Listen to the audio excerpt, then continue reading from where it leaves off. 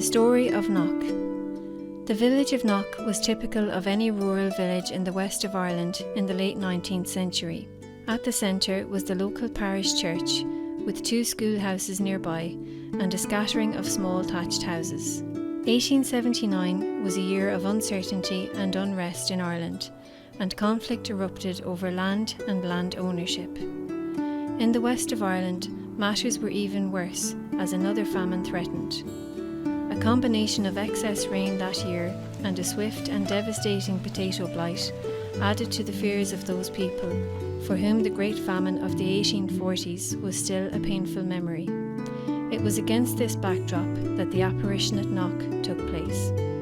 The 21st of August 1879 fell on a Thursday. The people of the village had spent the day doing the work of the harvest time of year.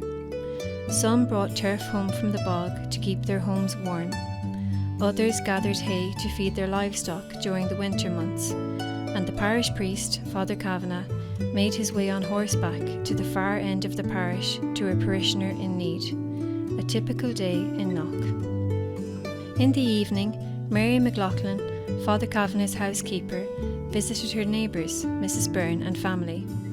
Mary was a woman who liked a good chat, and when the events of the day were discussed in detail, she took her leave and started out on her way home.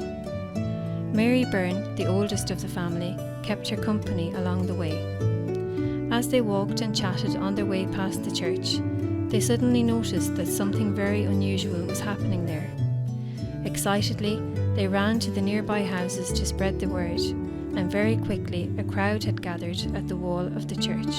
This group of people are known to us today as the Knock Witnesses. Dominic Byrne said that it was the biggest sight that he had ever witnessed in his life. John Curry, the youngest child there, simply didn't have the words to describe what he saw. In the centre of the apparition was a lamb and a cross on an altar. Bridget Trench, a native Irish speaker, fell to her knees and thanked God for sending Our Lady to Knock. Judy Campbell said that the crown on her head was the most beautiful she had ever seen. St. Joseph was by Our Lady's side, and Pat Hill noticed that his hands were joined like a person in prayer.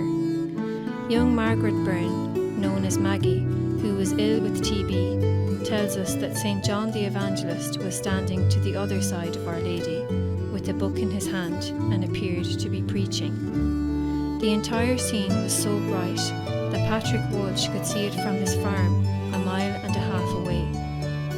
On that wet August night, the village of Knock, Cnuckwira, was changed forever.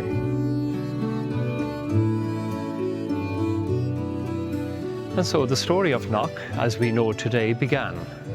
Here in Knock, I think the essence of the message of Knock itself is to be found in this apparitional chapel, a place of peace, silence, tranquility, and hope for people who come to Knock, who come with their prayers, their intentions, their needs for themselves and for others and their families, and indeed for the country and beyond.